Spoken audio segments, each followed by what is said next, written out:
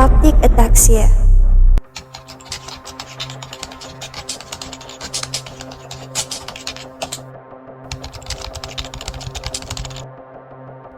What is optic ataxia?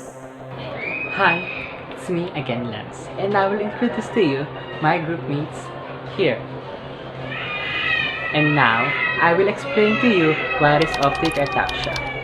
Optic ataxia is a condition in which some of all aspects of visual guidance overreaching with the hand and arm movement are lost.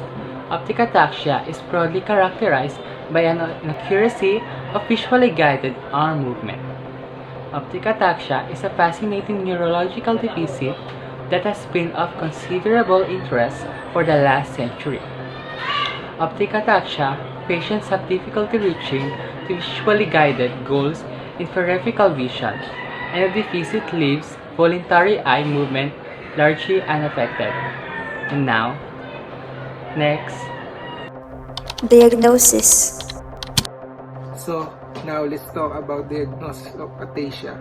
When optic ataxia is severe, much reaching is obvious to the patient and to the others. However, specially testing may be required to confirm the symptoms or diagnose its subform. Typically, the examer will present as objects such as a pen, the left or right side broadcasting by each hand.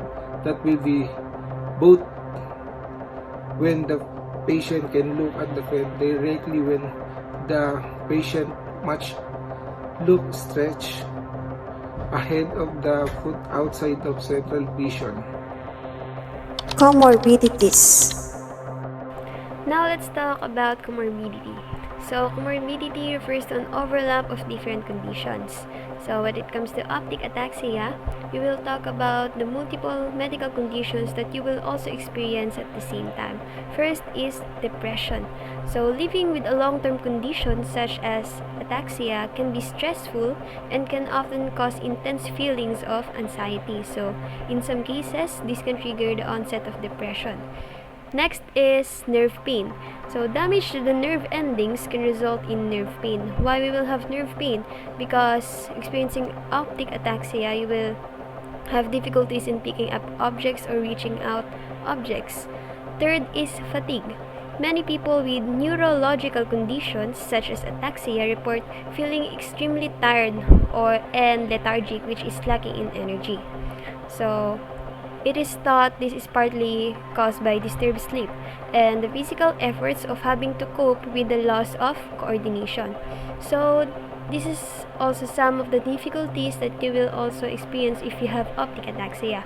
Balance and walking, picking up objects, difficulties with speech, swallowing, tasks that require a high degree of control which is writing and eating, and of course vision and eye movement. So that's it. Those are the comorbidities of having a optic ataxia.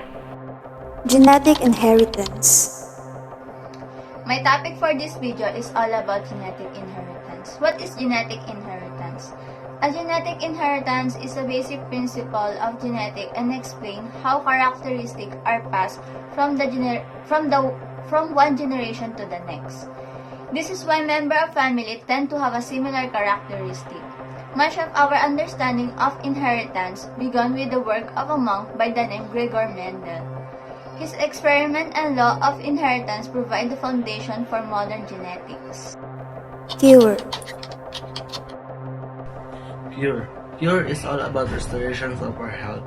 It can relieve person's symptoms, disease, and any kind of situation through medical treatment. As far as I research about cure about optic ataxia, cure does not already exist. But for now, treatment is a must. Prevention is better than cure.